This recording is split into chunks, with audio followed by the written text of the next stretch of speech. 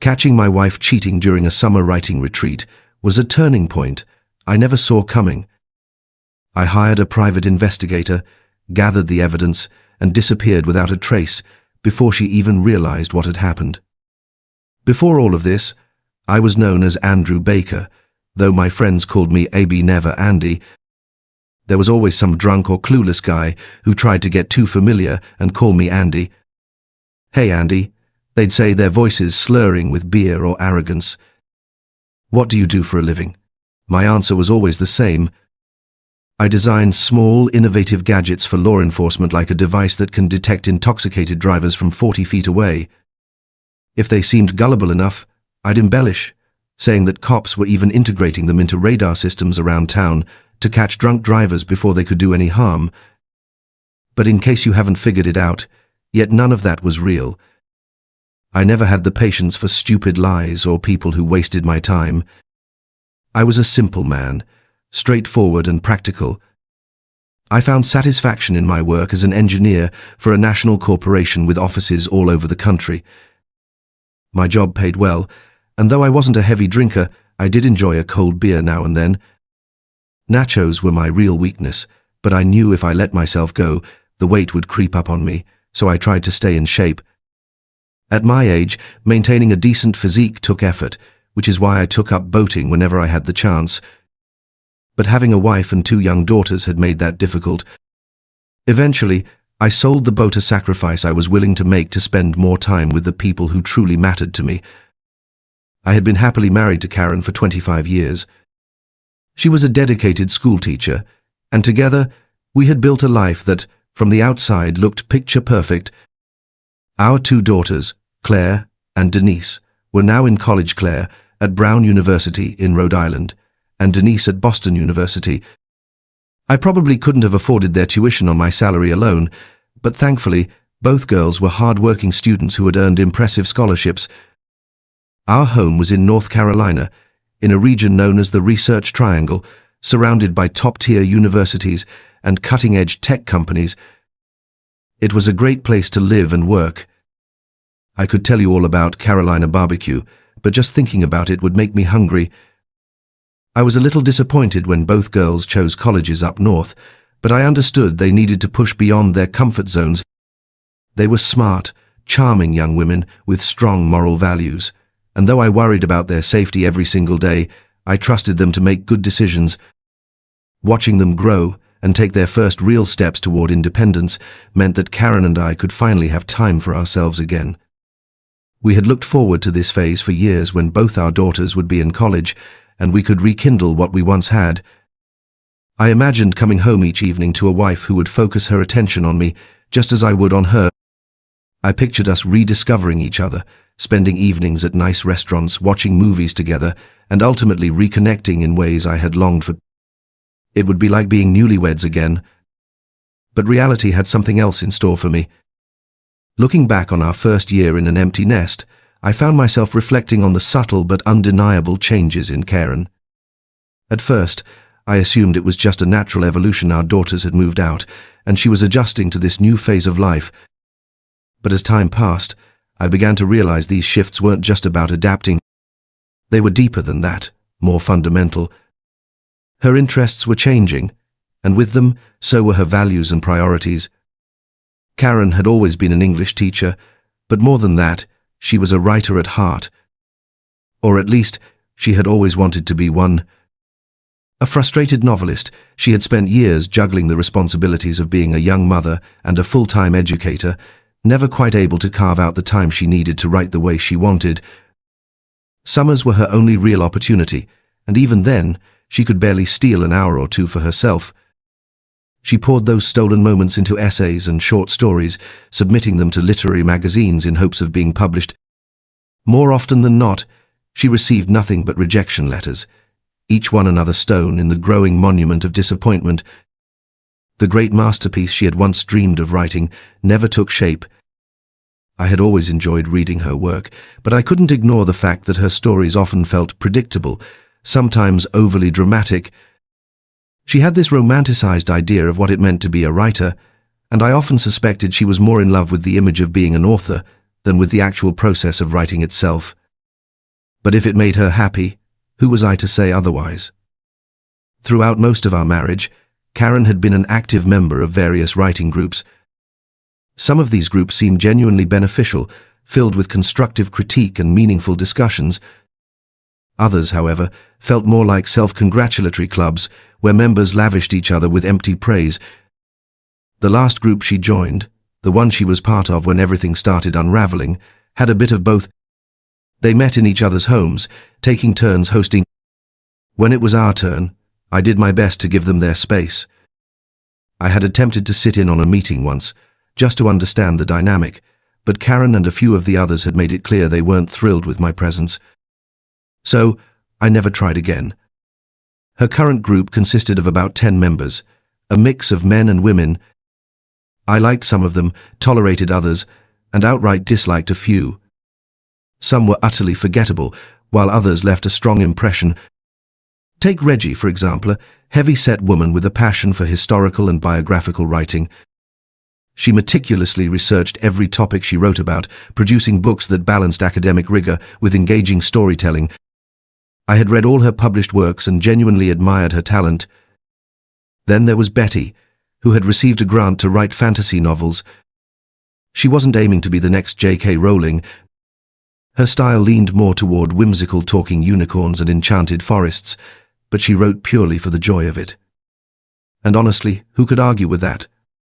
Then there was Bill, who acted as the unofficial leader of the group, though I wasn't sure he actually contributed much. He had a way of keeping things moving, but beyond that, he didn't seem to bring much substance to the table. And then there was Frank. From the moment I met him, something about him unsettled me. It wasn't anything obvious, just an instinct, a quiet alarm ringing in the back of my mind. That feeling only grew stronger the more I saw him. Our introduction had been brief but revealing. It was clear that I was being presented to him, rather than the other way around. He studied me for a moment, then asked in a tone that was polite but slightly probing, "So Andy, what do you do for a living?" I glanced at Karen. She gave me a quick shake of her head, her expression unreadable. "I'm an engineer," I replied simply. Did Frank smile at that, or was it more of a smirk? I wasn't sure, but whatever it was, it didn't sit right with me. I had already mentioned that I had long given up trying to fully integrate myself into their group. They preferred to keep things low-key, never drawing attention, but they never made a real effort to shut me out either. When they visited, I would often be in the next room, quietly working, or sitting on the back porch with the window open, just enough to overhear their conversations until they inevitably forgot I was even around. It didn't take long for me to notice something between Frank and Karen. There was an unspoken rhythm to their exchanges, a kind of intimacy woven into their laughter and inside jokes.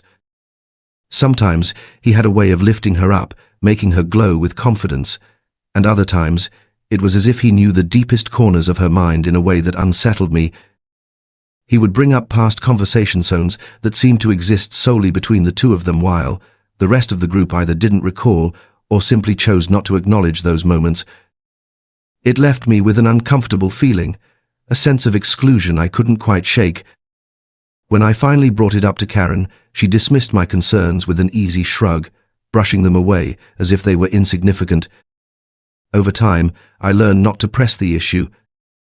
I was certain she understood my feelings, but what she did with that knowledge was up to her. The group had a ritual after their meetings, unwinding with a few glasses of wine, letting loose the tension of the day. And it was during one of these evenings, around early March, in the thick of the spring semester, that the conversation turned to the so-called true lifestyle of writers. "You know, all great writers were alcoholics," someone quipped, half joking, half serious. "They wrote in the morning and drank in the afternoon and evening. It helped loosen the mind, break down barriers, open up new ideas. Then, by morning, the creativity would flow again, and the cycle would repeat." Frank, always eager to elaborate, added his own take. "And let's not forget every successful writer has had some great romance, some wild love affair that truly drove them to create. That's where the real inspiration comes from."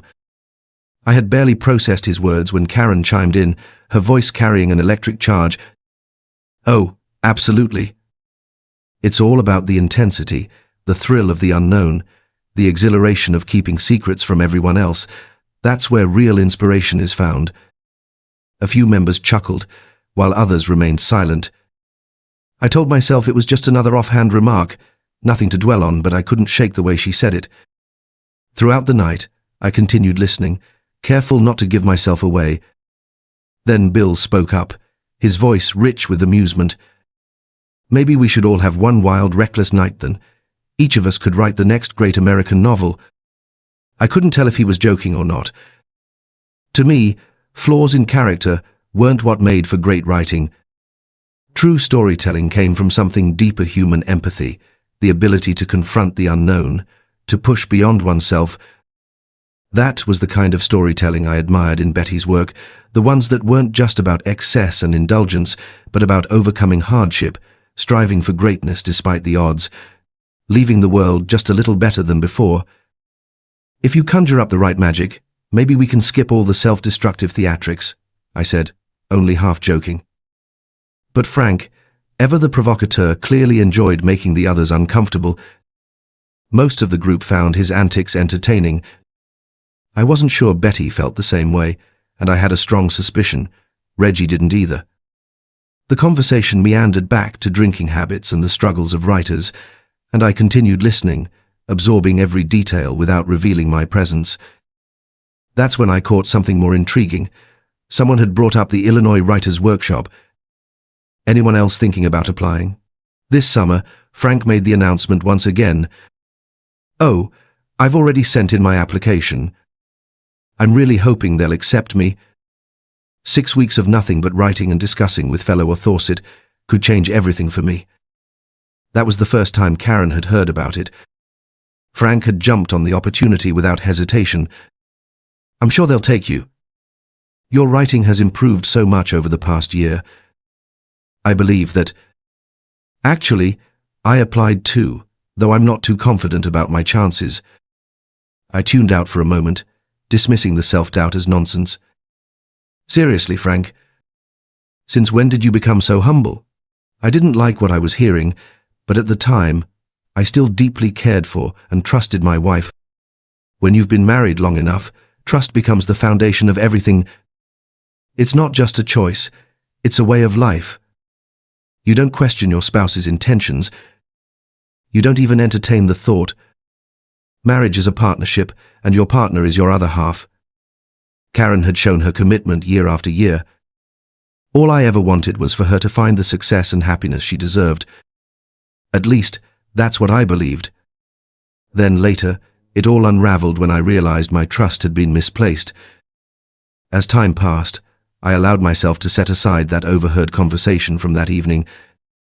I had complete faith in my wife. Some younger men might not understand that, but after being married for over 20 years, trust wasn't a conscious decision anymore. It was just the way things were. It was late April. I had just finished tending to the garden outside and decided to call it a day. As I stepped into the kitchen, I caught Karen on the phone. I can't wait 6 whole weeks with no obligations, no commitments, and no one waiting for me when I get back. That last part made me pause. I stayed still, listening intently. This is going to be the most indulgent 6 weeks of my life. I owe myself that, and so do you. None of it sat right with me. I pushed the door open and stepped into the kitchen.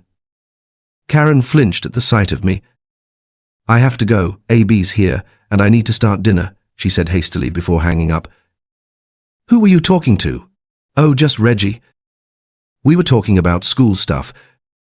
The conversation ended as quickly as it had begun. I wanted to ask her about some of the things she had just said, especially the part about no one waiting for her when she returned, but something held me back. Maybe I already knew I wouldn't like the answer. That night, my mood darkened, but I did my best to hide it. After dinner, the other shoe dropped. AB, you won't believe the amazing news I got today. Remember that writer's workshop in Illinois I applied for? I barely reacted. To be honest, the only reason I even knew about the workshop was because I had overheard her talking about it over a month ago. I don't recall you mentioning it, I said flatly. Well, I did. It's a 6-week writers' workshop from mid-June to late July at the University of Illinois. They bring in professors, successful authors for discussions, and we write a lot. It's an amazing opportunity, and I got accepted. That sounds fantastic, sweetheart. I'm sure we can manage financially. Maybe I could take some time off work and join you for a bit. I'd love to listen in on some of those discussions. Her reaction caught me off guard. She looked surprised, even a little uneasy. Oh well, we could consider it. But it's going to be 6 incredibly intense weeks, and I won't have much free time to spend with you. Instincts have a way of creeping up on you when you least expect them. You know, I've never been one to ask for much, and maybe, just maybe, I could settle for being the coffee guy for her group. I forced a smile, though I felt a little uneasy. That sounds great, sweetheart. Let's see how things unfold, shall we? I'd been down this road before. I knew the signs, the subtle shifts in conversation, the carefully placed excuses. She was making sure I wouldn't be going to Illinois with her. I get the feeling you don't want me to come with you, I said, keeping my voice light despite the weight in my chest. Oh no, not at all. Karen shook her head too quickly. I just don't want you to be bored. You're passionate about computers and circuits, and this is just a bunch of writers talking about big ideas. I didn't argue, but in my mind I was screaming loud enough for the whole neighborhood to hear. I'm not an idiot, Karen. Oh, come on, I didn't mean it like that. She softened her tone, reaching for my hand. I just meant that your mind works differently. Writers wrestle with big, abstract questions about life, while you focus on details. I swallowed my frustration and kept my thoughts to myself. I knew when I was being pushed aside. I'm sure you'll be amazing tonight, I said finally. She smiled, relieved, already moving past the conversation. That night, after Karen had gone to bed, I logged onto our AT&T account to check our phone records. Every incoming and outgoing call, every text, everything was there. The call I had interrupted earlier hadn't been to Reggie, and if it had come from Frank's phone, then it was remarkable how quickly trust could crumble after 25 years together. Weeks passed, and Karen was increasingly absorbed in her seminar discussions. Every time I brought up the idea of visiting her, she dismissed it. At first, she reasoned with me. Then, she started to manipulate. AB, I have the best surprise for you. Her voice was bright, excited too much so. I got you and Jake 2 tickets for a fishing trip in northern Canada at the end of June. You can finally catch those big brown trout you always talk about. It was pricey, but I wanted to do something special to thank you for being so understanding about my writer's workshop. And honestly, I feel a little guilty that you won't enjoy it, so this way, you can have your own adventure. Something felt off. Right. Thanks. I studied her face, searching for something that made this feel real. That's thoughtful of you. I want you to have fun, she pressed. What I wanted was to spend time with her. AB, we've been through this. She sighed, shaking her head. It just doesn't make sense. I'll be working non-stop, and I'd feel terrible neglecting you. I watched her closely, scanning her expression, the way her eyes flickered for just a second. Was that condescension, pity, guilt? Canada sounds fun. My tone was flat. In my mind, though, I was already forming a plan. A surprise trip to Illinois was quickly becoming my top option. At least try to sound like you mean it, she teased. The tickets were expensive, and I want you to be happy. Sure. Sounds great. I went down to the basement, needing time to think. Our house was old, with one of those antique floor grates in the hallway designed to let warm air circulate from the furnace below. At first, I'd been careful to avoid stepping on it, but over time, I'd grown used to its presence, forgetting it was even there. The phone sat in the hallway upstairs. I was tinkering in the basement, mind focused on my next steps, when I happened to hear Karen making a call. And just like that, everything changed. Yes, I handed him the ticket. He still looked hesitant. I wasn't sure what to say. Should I tell him he wouldn't enjoy it? No. I couldn't just dictate his choices, tell him not to go I understood his concerns, and honestly, I shared them. But I also wanted to stay. Afterward, get married. I just needed him to give me a little space to enjoy a few weeks to myself. I deserved that much. I had earned it. Yes, but I want those weeks with you, he said. All right, just wait a little, okay? He sighed. I think he'll come back, love. I miss you too. Write something amazing for me tonight, she said before ending the call. A lump formed in my throat. I didn't know what to think. Recognizing infidelity when I heard it was something I never thought I'd have to deal with. Either Karen had been unfaithful, or she was engaged in something just as questionable. Regardless, there were too many unanswered questions. It took me 20 minutes just to gather my thoughts, but I knew one thing for certain at this moment. I had to become the kind of liar I had always despised. At least for now. I needed to keep my intentions hidden until I could figure out my next move. I called upstairs, mustering the warmest tone I could. Karen, I'm heading over to see Jake. Give him my congratulations on the news. Oh, that's wonderful, honey. Enjoy. And just like that, I was out the basement door. The distance I needed to drive to visit Jake was merely an excuse. The real reason I needed to see him was that I needed someone to confide in. Jake had been my best friend since childhood. You've got to be kidding me, Jake said, shaking his head. Karen? No way. She wouldn't do that to you, AB.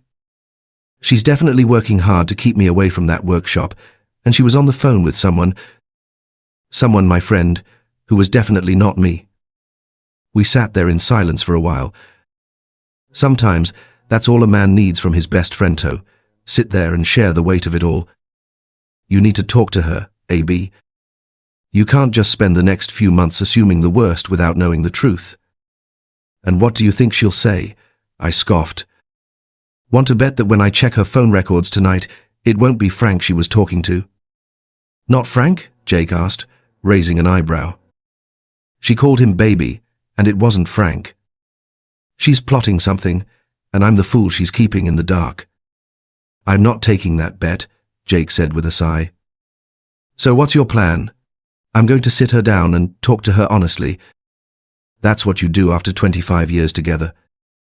I'll tell her I love her, explain how much it hurt that she didn't want me to come with her.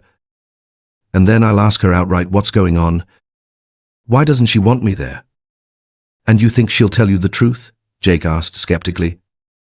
Maybe not. But I will tell her the truth, even if it's something she doesn't want to hear. She needs to know how much I love her. She needs to understand that if she's been lying to me, if she's been unfaithful, our relationship is over. She might just try to convince you that you're imagining things. Maybe tell you to go fishing instead. Speaking of, I said, pausing for a moment, I picked up 2 tickets for a fishing trip up in northern Canada at the end of June. One of those is for you. Jake grinned, shaking his head. You're something else, man. You know I'm here for you. I let out a small chuckle. I had never once questioned where Jake's loyalty lay. For the next 3 hours we talked, shared our thoughts, and had a few drinks before I finally headed home. After dinner, I asked Karen to sit with me in the living room. It was time to be honest, to lay everything out on the table. I had kept these feelings bottled up for too long.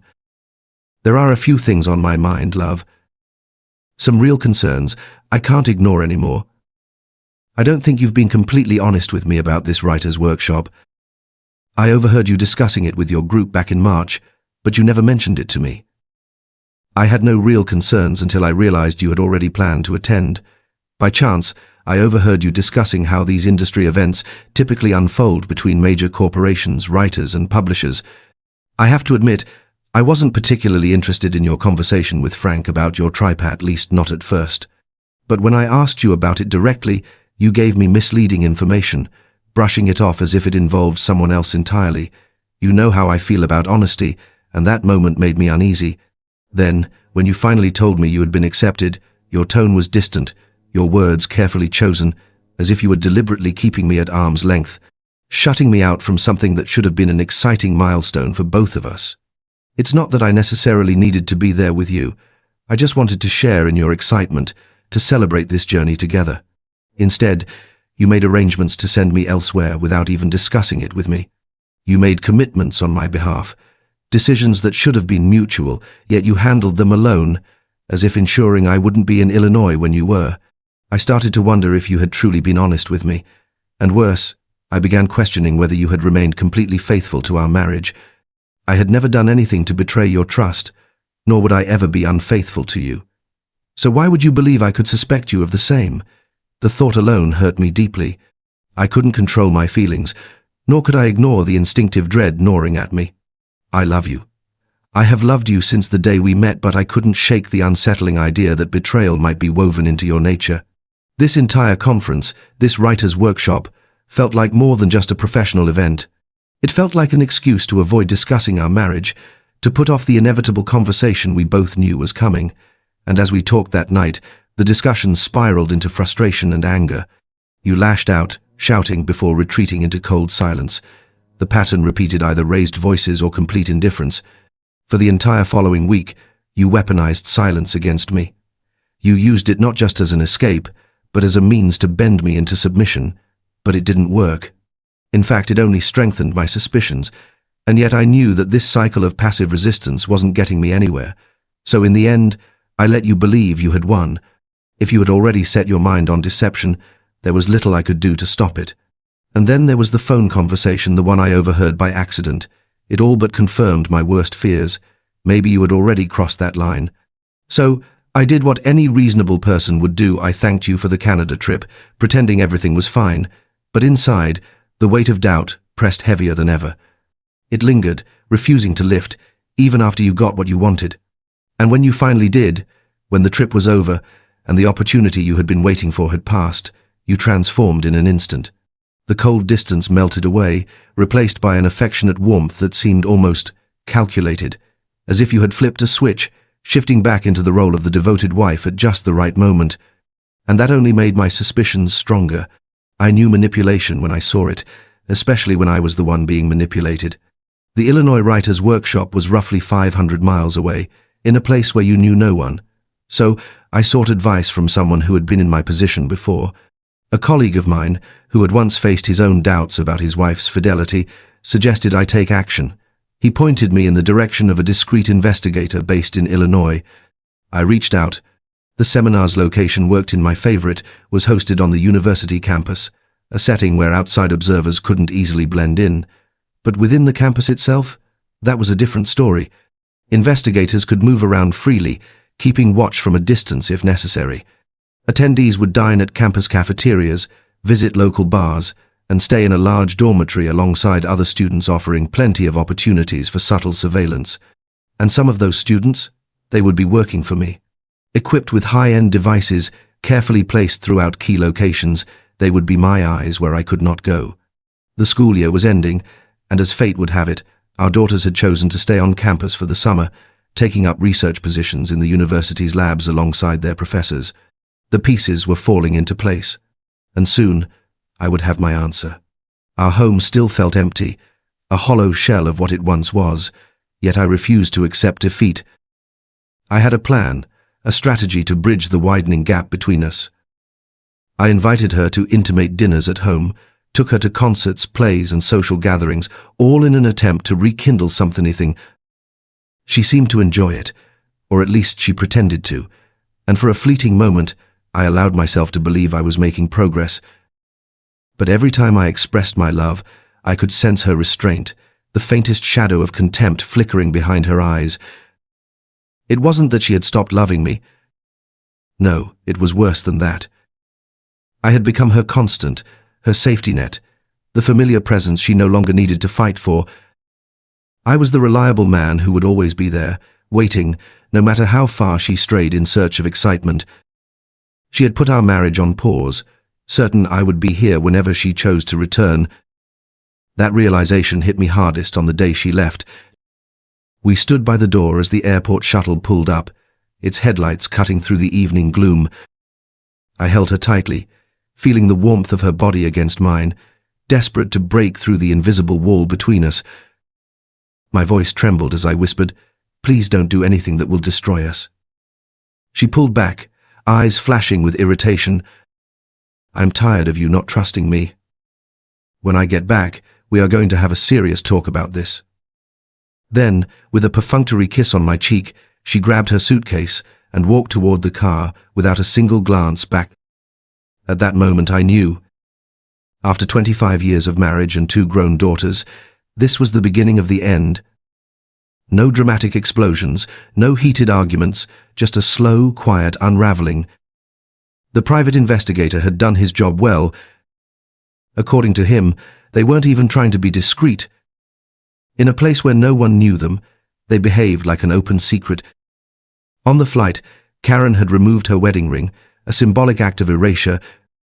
By the time they landed, she had declared herself newly divorced. From the moment they arrived, she and Frank were inseparable. They held hands constantly, stole lingering kisses, and laughed together in a way that made my stomach twist. My investigator, always meticulous, had discreetly placed a tiny camera in the dormitory hallway. Though they each had separate rooms, they never spent the night apart. Some nights they used her room, other nights his, but they were always together. I already knew what was happening inside those rooms, but the investigator and his team went the extra mile to give me undeniable proof. One evening, just before sunset, my men moved in. Disguised as ordinary college students, they loitered casually in the hallway, leaning against the wall, pretending to scroll through their phones. When the moment was right, they slid a small fisheye camera beneath the door. The device captured a clear 20-minute video of Frank in action. The footage was sharper than I had expected, too sharp. And when I saw it, I knew. Frank hadn't even bothered to use protection. That was the final blow. The moment my decision solidified, I was done. Anything else my investigator found was just supporting evidence. The updates kept coming in regularly, but by the end of that first week, everything was already set in stone. Her fate was sealed. My choice had been made. From that moment on, I focused on my plan. I intended to become something more elusive than a mere husband. A shadow. A ghost. When she comes back, I will be gone. No warnings, no explanations, no pointless discussions trying to salvage something that has already crumbled, no ultimatums, no drawn-out debates. Our marriage has run its course. Love doesn't fade overnight, but what is love without trust? It's nothing but an illusion, a hollow promise that cannot withstand betrayal. Some might say my decision is weak, that I should make her suffer, humiliate her, strip away the comfort she so carelessly took for granted. But in the end, the law would prevent me from acting on any of those impulses, and I refuse to destroy my own future for the sake of vengeance. No, my revenge will be much simpler. I will remove the one thing she has always relied on: my presence. The unwavering support, the quiet reassurance, the steady foundation that held her up even when she didn't deserve it. I am taking all of that away. Frank is not a worthy man. He cannot give her what she needs in the long run. What happens when a divorced 50-year-old woman realizes that passion is fleeting and stability is rare? That will not be my concern anymore. I will not wait around to watch her world unravel. Every few days, my private investigator sends me more proof photos, videos, transcripts of their conversations. Evidence of the woman who once vowed loyalty to me, who now laughs at my oblivion. The reports are brutal, but it's the recordings that cut the deepest. In one of them, she mocks me outright. "He still thinks Frank is just some guy I run into now and then," she says between bursts of laughter. "Every time he texts me, he tells me about the fish he's catching. Can you believe that? He actually thanks me for giving him space to enjoy his little trips." Frank laughs along with her. They both revel in keeping me in the dark, treating me like a fool, a disposable inconvenience. But I am no fool. When I return, I won't be the one caught off guard. She will. She expects me to plead, to question, to accuse. She thinks she holds the power, that I will demand answers, demand to know why she did it. But what she doesn't understand is that I no longer need her answers. I have already made my decision. I have weighed my options, fantasized about different methods of revenge, but none of them truly satisfy me. As long as my life remains entangled with hers, I will never be free. There is only one real solution. I have already started the process of untangling myself from her.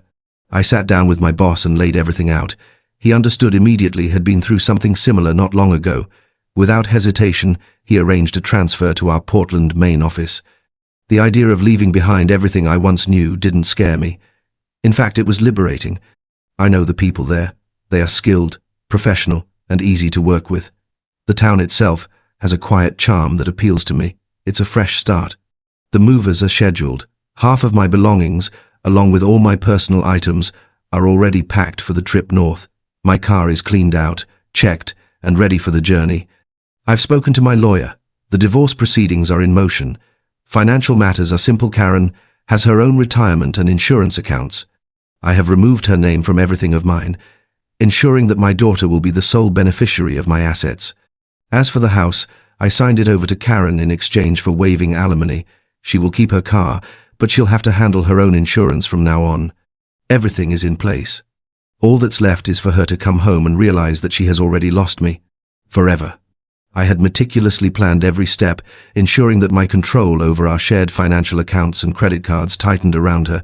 No more uncertainty, no more hesitation. From that moment on, my focus shifted entirely to fortifying my resolve. I attempted to call her, feigning interest in how her seminar was going while using the opportunity to gauge her response to confirm my suspicions. I needed to hear her lies, to let them fuel my certainty that what I was about to do was justified, and she didn't disappoint. For over 2 minutes, she spoke with an enthusiasm that rang hollow to me. When I finally confessed my feelings, laying my emotions bare, she responded with empty words. That was all I needed. Later that evening, my private investigator sent me an update. Frank was right there with her. They exchanged knowing glances, quiet smirkstony gestures that spoke volumes. That was the final confirmation I had been waiting for. She saw all of this as a joke, but for me, it was the final push in the direction I had already chosen. I decided to stop calling her altogether. Instead, I switched to text messages, knowing I might not be able to control my emotions if I heard her voice again. I kept things casual, updating her about successful fishing trips, though in truth I hadn't gone at all. Instead, I sent Jake and his wife on those outings, letting them enjoy the experiences in my place. Jake was a good man, a wise one, his wife equally perceptive. I paid them a quiet visit before leaving, a silent farewell of sorts. They promised to see me again once she returned from her 6-week seminar, but by then everything would already be set in motion. My last act of preparation was simple yet absolute. A real estate friend of mine had given me a for sale sign. I planted it right there in the front yard, knowing it would be the first thing she saw upon her return. Of course, I couldn't legally sell the house without her consent, especially since I had already transferred ownership to her. But she didn't know that. Not yet. I changed the locks, stripping the house of its warmth, turning it into something impersonal, unfamiliar. Then, with careful precision, I selected a series of images from her trip, along with crystal-clear stills taken from videos my investigator had captured right outside Frank's door. I placed these alongside a full copy of the investigator's report, spreading them neatly across the dining table, a silent revelation, a declaration that I knew everything. By the time she returned, the house would be nearly empty. Most of my belongings had already been moved into storage, handled by professionals who would hold onto them until I was ready. I took only the essentials, 2 suitcases, my briefcase, my laptop, and my guitar. The guitar I couldn't entrust to anyone else. It was too important, too much a part of me to be left in the hands of strangers. Originally, I had planned to leave at dawn, long before she came back. That way, I wouldn't have to witness her reaction. She would come home to an echoing house and an undeniable truth. She would stand there, staring at the sign in the yard, the locks she could no longer open, the damning evidence laid out before her. That was the plan. But then, on the final night, I changed my mind. I wanted her to suffer immediately, to feel the sting of realization before she even set foot in our home, to let the anxiety gnaw at her for hours before she could even begin to process what had happened. So I sent an email. Inside, I attached 3 carefully selected photos. The first, her and Frank on the dance floor, bodies almost pressed together. Her engagement ring, her wedding band both conspicuously absent from her hand. The second, them walking side by side into his dormitory, their hands intertwined. And the third, a screenshot from inside his room, taken from a video where her face was unmistakable. The subject line was simple: "I divorce you, I divorce you, I divorce you." I knew she would see the images, knew the weight they would carry, and I hope he'd know, I was certain that in that final moment they would stain her memory forever.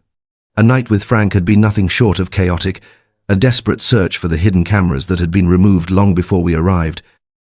The air between us was charged, electric, with an unspoken understanding that our lives were unraveling, yet somehow we were free.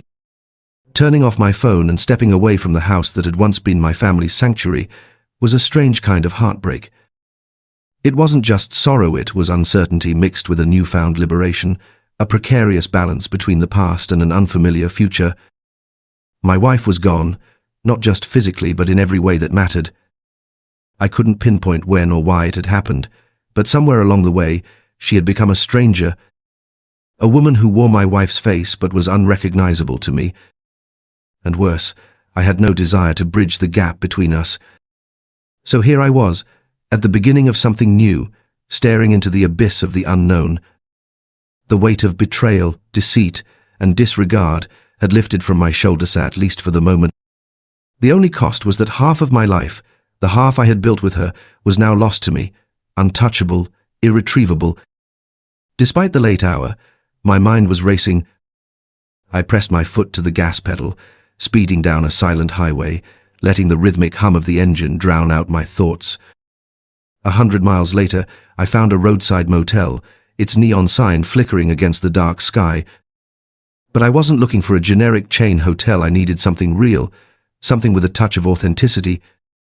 A place where the morning coffee was strong and the breakfast was made by hand.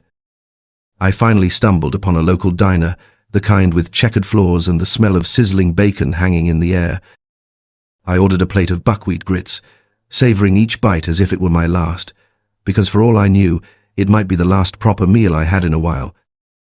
As I ate, my thoughts began to shift. The road ahead was long, leading north to Mania, a journey that symbolized my fresh start. I could have hurried, driven straight through to escape the wreckage of my past, but I had time to kill before my new job began. There was no need to rush. I needed time to breathe, to let my mind settle, to process the betrayal I had endured and leave it behind me. So I made a decision to slow down, to take in the scenery, to engage with the towns and the people I encountered along the way. This trip wouldn't just be a drive, it would be a transition, a deliberate shedding of my old life and an embrace of whatever came next. I planned to indulge my senses, to cleanse myself of the ugliness of the past by immersing myself in new experiences, flavors, and moments of unexpected beauty. The rest of the day was spent wandering through Williamsburg, weaving through the summer crowds, observing the artisans and craftsmen who brought history to life with their skilled hands. Despite not having a reservation, I managed to find a place to stay. It wasn't until after a light dinner and settling in for the night that my thoughts drifted back to my failed marriage. By now, she had probably returned home. I wondered how she reacted when she saw the for sale sign planted firmly in the front yard, how she felt when she realized her key no longer fit the lock. The next morning, I continued north, taking the back roads toward Annapolis, Maryland. I drove past small towns, historic plantations, and the winding rivers of Virginia, the Rappahannock, the Potomac, and the York, all feeding into the Chesapeake Bay.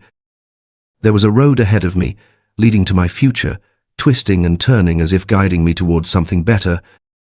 I intended to follow it, to let it steer me away from betrayal and toward a new beginning.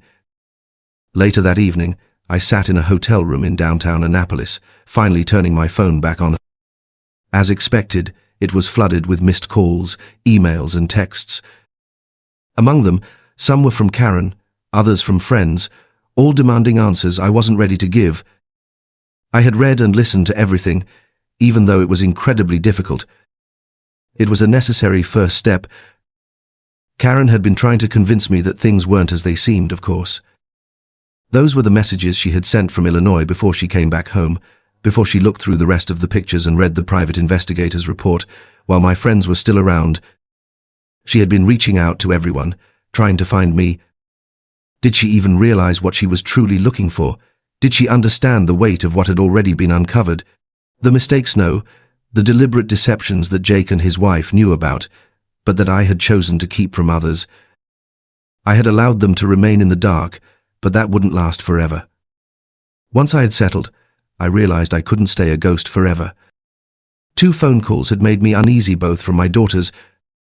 Karen had reached out to them, trying to track me down, but I had intentionally kept my location from them. I hadn't told them about my decision to leave their mother because I had wanted to do it face to face. But I couldn't bear to let them worry. So I answered, calmly explaining everything. They were heartbroken, struggling to believe that their mother was capable of such things. To help them understand, I sent them the same photos I had shared with Karen the night I left, along with the PI's full report. After reading it all, they promised not to tell their mother about my departure at least, not yet. Another missed call came from my lawyer. He informed me that Karen had officially been served the divorce papers.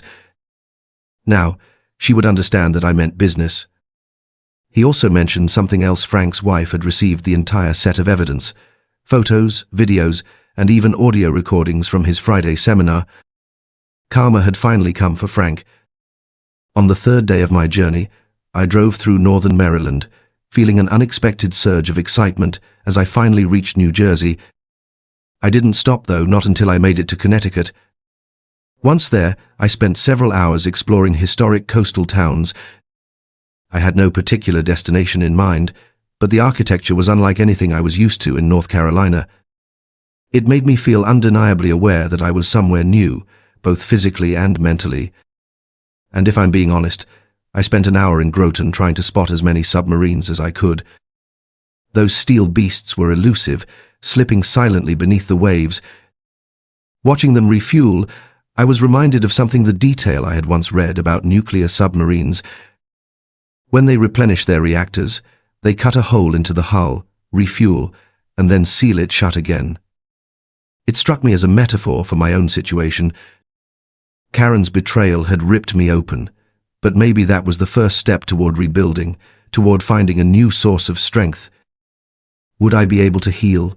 Would I be able to rebuild myself in this new chapter of my life? Number 0.5 number. When I woke up the next morning, I knew it would be the hardest day yet. After a hearty breakfast, eggs, toast, bacon, and a strong black coffee, I braced myself for a difficult conversation with my eldest daughter, Claire. The drive to see her didn't take long. I arrived at her dorm late in the morning. We decided to delay our serious talk for a little while, so she could pretend to be happy for an hour or two. She led me on a tour of her campus, walking me through the life she had built for herself there. Then, we went to the student cafe, where she introduced me to her friends. They were exactly the kind of young men and women I had hoped she would surround herself with, smart, kind, and full of potential. Surrounded by friends who were warm, attentive, and unwavering in their support, Claire seemed to draw strength from their presence. They weren't just classmates, they were a tight-knit circle, offering her a kind of emotional scaffolding as she navigated a difficult moment. Earlier that day, I had pulled Claire's roommate aside, lowering my voice as I confided, "Claire's about to have a rough day. Can you look out for her?" Without hesitation, she nodded. "Of course, Mr. Baker. She actually shared everything with us last night. We're all here for her." It struck me then my daughter had chosen her friends wisely. They weren't just casual acquaintances, they were her pillars. Later, Claire and I sat in her dorm room for hours, talking about things we had never discussed before. She scrolled through old photos, played voice recordings I hadn't expected to hear, and cycled through a storm of emotions. One moment, she was quiet and somber. The next, her voice was edged with fury.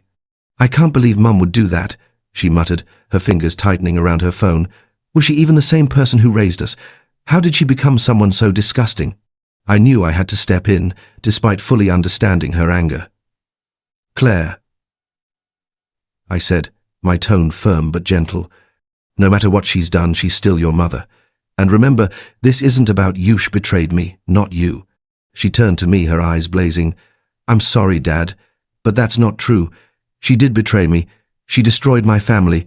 Do you even realize how much this affects me?" I had no argument for that. She was right.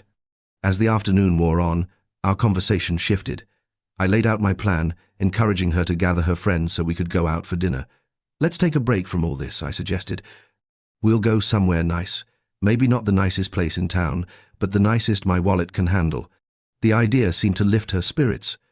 Everyone was eager to escape the bland routine of dorm meals, and over dinner I shared stories about my own college daystales that, to my surprise, made them appreciate their own situation a little more. That night I stayed at a nearby hotel. The next morning, as I prepared to leave, Claire hugged me tightly, tears slipping down her face. I held her for a long moment before setting off north to Boston, where I had to go through it all over again with Denise. Unlike her sister, Denise's reaction was noticeably calmer, though no less filled with disappointment and anger. She was less shocked but just as hurt. "I want to see proof," she said, crossing her arms. I hesitated but handed her my phone. As if on cue, her mother called while we were talking. I quickly gestured no, shaking my head frantically and drawing a hand across my throat in a silent signal. Denise understood immediately. She had always been the more composed one, the steady force in our family. But what she said next took me by surprise. "Dad," she asked, her voice steady, "was it true when you called last night? Is Mum really the kind of woman who would cheat on you and lie about it?" The bitterness in her tone caught me off guard. I wanted to reprimand her for speaking about her mother that way, but at the same time, I couldn't deny the truth in her words. She pressed the phone to her ear, her expression unreadable. "Mum, did you hear me? You spent 6 weeks with another man while Dad was home alone. Was it worth it? Was it worth throwing away your marriage?" I had to admit my daughter's words were cuttingly precise. They left no room for denial, no chance for her mother to twist the truth. Denise turned to me. "She's crying," she said flatly, trying to explain herself, "but I'm not buying it." I let out a slow breath. There wasn't much left to say. That evening, I took Denise and her friends to a Thai restaurant called The Elephant Walk, just off campus. Like Claire, Denise had chosen her friends wisely. Dinner was lively, a much-needed distraction, and for a few hours the weight of everything seemed a little lighter. On the way back, one of Denise's friends turned to me and said, "Mr. Baker, Denise told us everything you're going through. She was really upset last night, but we've got her back." It was in that moment I realized no matter how much their mother had broken, my daughters had built something stronger in each other. "Perhaps you could visit us again, and we'll treat you to that diner we mentioned." Laughter rippled through the group, and someone chimed in, "Or better yet, maybe we can find a place that's actually worth it." That sparked another wave of chuckles, and we carried the energy with us all the way back to her dorm.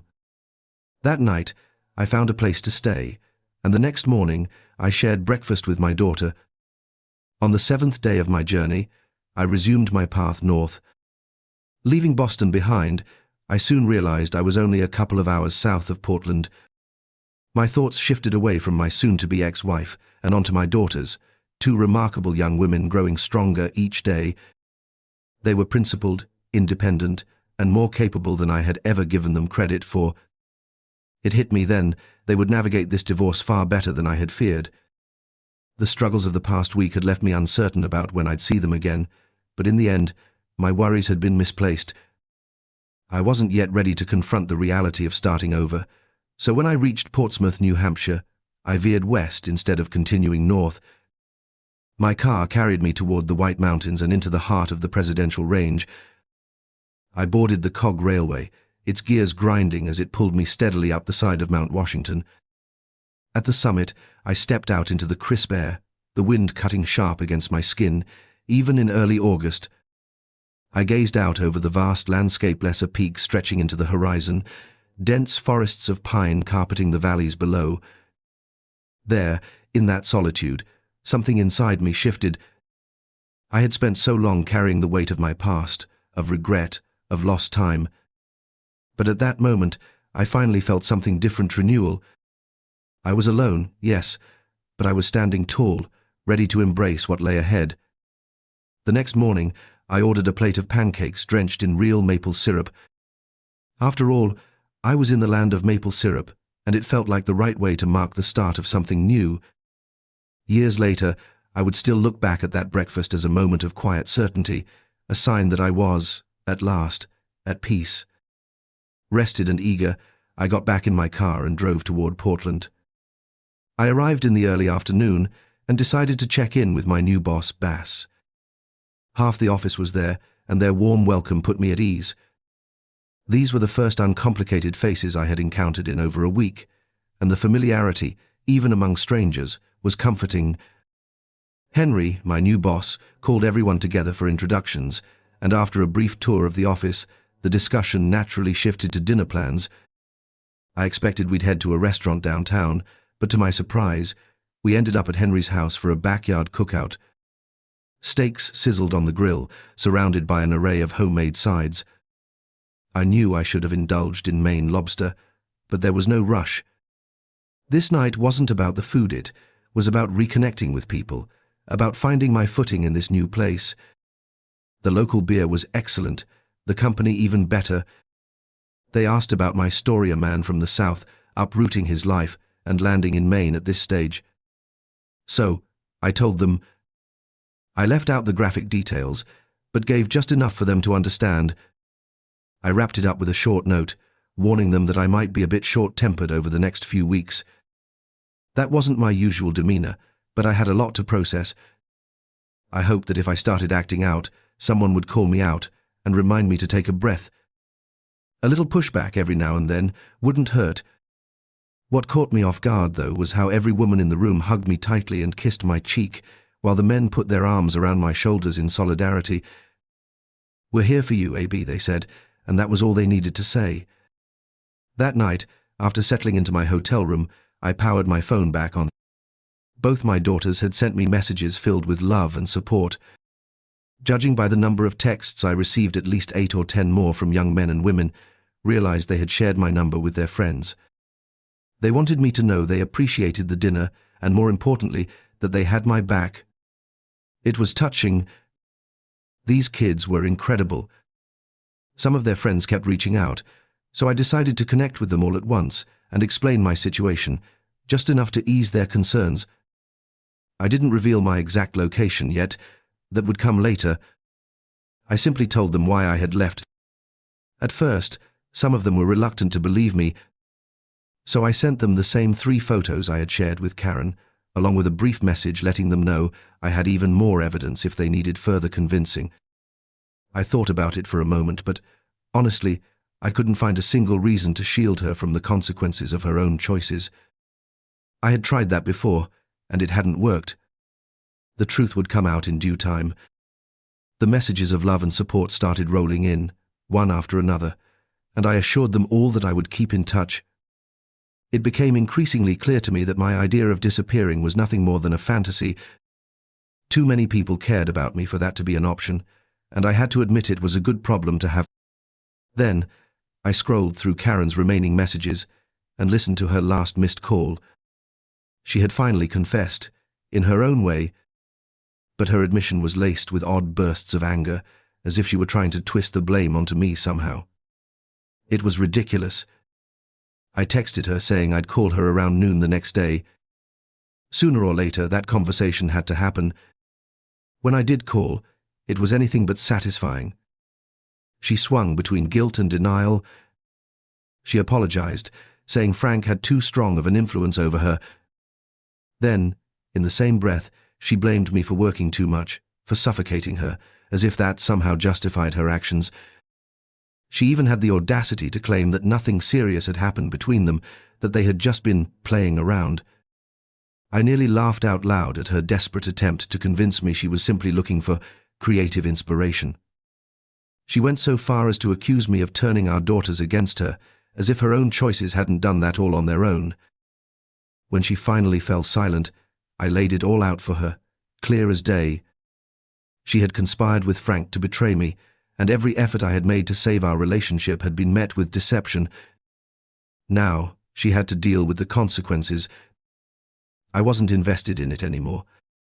It was wise to end the call when I did. She was still crying, still begging me to listen, but I was done. There was no going back. Not long after, I found a simple but comfortable 2-bedroom apartment in an older building, conveniently close to the office complex. I figured the walk would be good exercise, and at first I treated the place as just a temporary arrangement. But deep down, I knew this was the start of something new. But my perspective shifted quickly. At first, I thought keeping life simple in town would be ideal, avoiding the extra responsibilities of home ownership, just renting a small apartment, and maybe, as a weekend retreat, getting a tiny coastal cottage. But then the idea expanded. If a cottage was a good plan, why stop there? A boat docked at the harbor sounded even better, a floating escape, a sanctuary by the sea. So, I made plans, setting everything up to fall into place by early autumn, thinking I was preparing for a solitary life. But that's not how things turned out at all. Ironically, I found myself spending more time with my daughters than I had when I lived in Raleigh. They visited every month, often bringing friends, filling my apartment with movement and noise for 36-hour stretches of chaos. We packed our time with activities, and after they left, I usually treated myself to a quiet dinner, savoring the stillness while missing them just the same. The surprise didn't end there. As soon as my daughters departed, friends started dropping in, some unexpectedly, others planning visits when the weather improved. Though I technically lived alone, I never really felt lonely. I made new friends at work and through the local sailing community, an active, welcoming group filled with adventure seekers.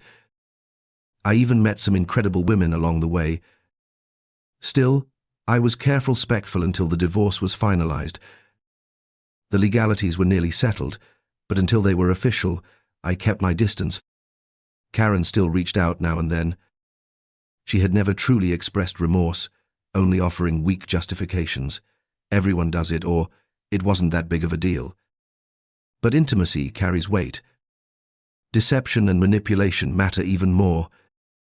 I considered explaining this to her, but what was the point? People change, and I no longer saw our past through the same lens. Our lives weren't entirely separate. We had 2 daughters, mutual friends, shared history. A clean break wasn't possible. But with $600 million between us, at least I no longer lived under the daily weight of rejection and betrayal. She had once been the center of my world, but I was no longer a part of hers. Instead, I focused on carving out my own path, building a future I could call my own. And surprisingly, some good had come from the wreckage. I genuinely liked it here. This was my first real winter in the region, and it was a shock, to say the least. But if other people could handle it, so could I. The early darkness made indoor gatherings feel warmer, cozier, brighter. I started searching for the perfect boat and found a mooring spot not far from town. I looked forward to Springtoe sanding down the wood, varnishing the trim, and making it my own. The local restaurants were excellent. The microbreweries, even better. The people here felt genuine. There was music, dancing, even contradancing, a whole new world to explore. I believed life would be good to me here. My heart wasn't fully healed, not yet. But time had a way of taking care of things, and I trusted that a better future lay ahead. Oh, and one more thing, Frank's wife must have felt the same way I did. She kicked him out, filed for divorce, and left him in the cold. The irony? Neither he nor Karen had made their relationship official yet. Hey there, love a good story? The kind that pulls you in, keeps you on the edge of your seat, and leaves you wanting more? Well, you're in the right place. Hit that subscribe button and tap the OYO notification bell so you never miss another epic story. Trust me, the best ones are still to come. New stories, more twists, bigger surprises. Be the first to hear them. You don't want to be the last to know. So go ahead, smash that button, and let's dive into the next great story together.